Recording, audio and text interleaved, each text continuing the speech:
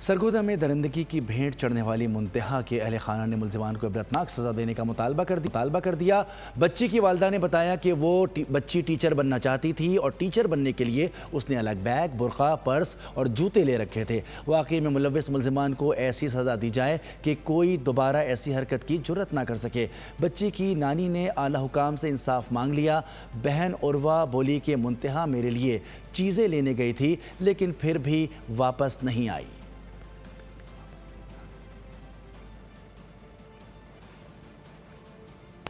سرگودا میں درندگی کی بھینٹ چڑھنے والی منتہا کے اہل خانہ نے ملزمان کو عبرتناک سزا دینے کا مطالبہ کر دیا۔ بچی کی والدہ نے بتایا کہ وہ بچی ٹیچر بننا چاہتی تھی اور ٹیچر بننے کے لیے اس نے الگ بیگ، برقع، پرس اور جوتے لے رکھے تھے۔ واقعے میں ملوث ملزمان کو ایسی سزا دی جائے کہ کوئی دوبارہ ایسی حرکت کی جرات نہ کر سکے۔